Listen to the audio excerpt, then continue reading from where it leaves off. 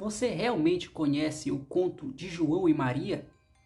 Em algum momento da sua infância, você deve ter ouvido falar neste conto. O que provavelmente você não sabe é que o conto que escutamos hoje em dia é muito diferente da história original. A primeira publicação deste conto remonta ali ao século XIX, mais precisamente o início do século XIX, ali quando os irmãos Grimm publicaram esse conto e a partir de então ele foi traduzido para mais de 160 idiomas, tornando este conto um dos contos mais conhecidos por todo mundo. E na verdade este conto ele faz parte de um compêndio, um grupo, um conjunto de contos que vão ali trazer várias histórias que foram reunidas pelos irmãos Grimm e traduzidas em vários idiomas por todo o mundo. O que provavelmente você não sabe é que essa história ela é uma variação, ela foi uma adaptação feita pelos irmãos Grimm em cima da história verídica, a história real do conto, né? E eu vou trazer para vocês duas variações que remontam ali o século XIV, né, lá na Europa, e mais precisamente ali entre 1315 a 1371 na Europa, num período conhecido como a Grande Fome. Para você ter ideia do como esse período foi ruim para as pessoas daquele período, há relatos históricos de pessoas mais velhas, de idosos que passaram fome para deixar algo que comer para os mais novos. Casos de abandonos, como é o caso de João e Maria, no conto, casos de assassinatos e até mesmo casos de canibalismo. E é justamente neste período que vários contos passaram a surgir, a relatos, igual esse de João e Maria. Entre tantos relatos, entre tantas variações deste conto, dois chamam bastante atenção pela forma como é totalmente diferente da versão que nós conhecemos hoje. Uma delas é a versão romena.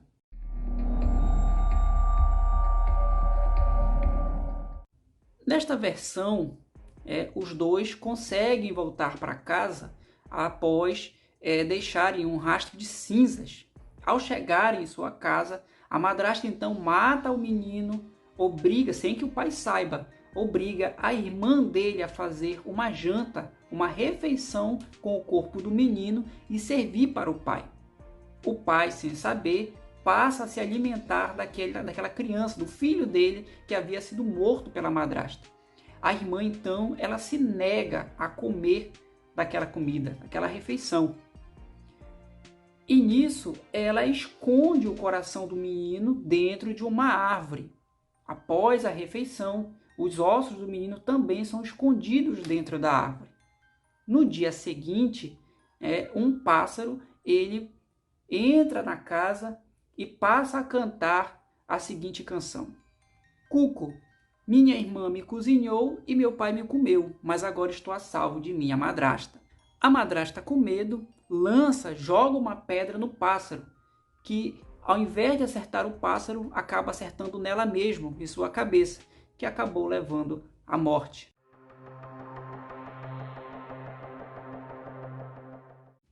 Em outra variação, as crianças elas estão perdidas na floresta.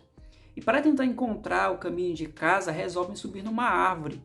Ao subirem na árvore, elas encontram dois telhados distantes, um vermelho e um branco. Elas então descem da árvore e resolvem ir até o telhado vermelho. Ao chegarem na casa, são atendidos por uma senhora gentil e amável, que diz ajudar as crianças, desde que elas não fizessem barulho para que o seu esposo, seu marido, não viesse acordar e a atacar as crianças no momento em que ele soubesse o que estava acontecendo. Na verdade, não era uma pessoa, um ser humano, era um demônio que morava ali. Os dois então são presos, ele descobre as crianças, ele sente o cheiro das crianças, os dois são presos e a irmã do menino é obrigada a alimentá-lo até que ele pudesse ganhar um pouco mais de peso, já que ele estava muito magro, para que o demônio pudesse se alimentar da criança. Por um tempo, a irmã do menino ainda conseguiu enganar o demônio, mas ele acabou descobrindo e ficou muito zangado com a atitude da menina. Ele então decidiu criar uma guilhotina para que pudesse cortar a cabeça do menino. E nisso, Ao dar uma volta pela floresta, o demônio, as duas crianças perguntam para aquela senhora que morava ali na casa, que decidiu ajudá-los, o que era aquela máquina, o que era aquele objeto e para que ele servia. Enquanto o demônio estava passeando pela floresta, os dois enganam aquela senhora, cortam-lhe a cabeça e fogem com uma carroça cheia de ouro e prata. O demônio, ao descobrir tudo aquilo que tinha acontecido, resolve então perseguir os dois. Uma lavadeira que morava ali próximo vê tudo o que estava acontecendo e resolve ajudar as crianças. Nisso, ela diz para o demônio que iria ajudá-lo a atravessar um rio para que ele pudesse alcançar as crianças. Quando o demônio, passa então a entrar naquela ponte e tentar atravessar o rio, ao chegar no meio da ponte, ela puxa a ponte e o demônio acaba morrendo afogado.